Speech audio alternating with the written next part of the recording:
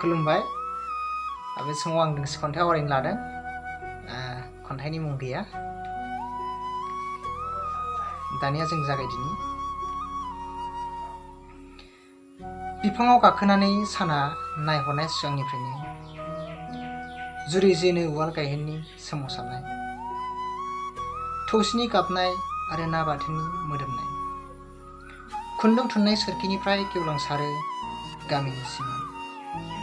आंनि गामिया 23 बोसोरनिफ्रायनो आंजों थाबोदों। आं दा सोलायबाय, आंनि गामियाबो। गुबै बाथ्रायाव आं जेसेबां सोलायदों, आंनि गामियाबो सोलायदों। थालिर बिथराइ बायदि लावनबोनाय आंनि सानस्रिया सोमखोर गोथां जानानै दा मेथाइ रोजाबनो जुरियो। दाबो आंनि गथ'आ आंखौ बोलाङो जोंनि गोजाम गामियाव। बुथुमख'नो हायै सोदोबफोरा अमा फिसाफोर बायदि खारबोयो आरो समनि बिलाइखौ सेलायो। खन्थायाव लाफाजायाबा गाबो। बेखायनो दा आंहा बयनिबो थाखाय खन्थाइ सुजुनांगौ जाबाय।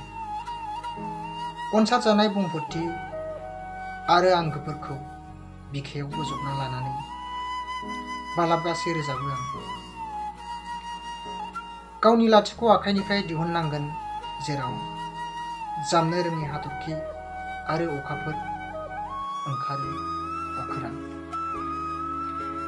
जिउ रोदा बिसुंफोरनिफ्राय दोंसे खन्थाइ आं लिरगोन, सेरफाङाव जोनोम जानाय बिबारनि बारग्लांनायजों।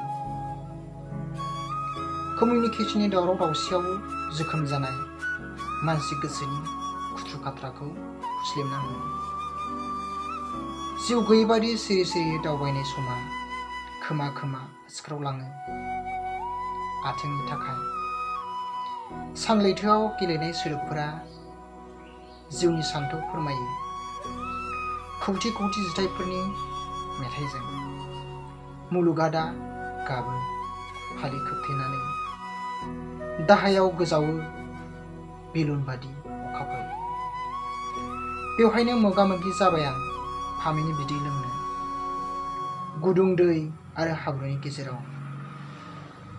दुंहाव लैथोमानिफ्राय दावबायनाय खफ' जाना होसोलाङो मेगननिफ्राय आन्दो जालांनाय दावसिनफोरखौ, आथिङाव गोग्लैनाय सेबद्राय बुहुमखौ फुवारनो। दा आं गोदान फैसालि सोरजियो खन्थाइनि फाइखिफोरजों। गोजोन्थों।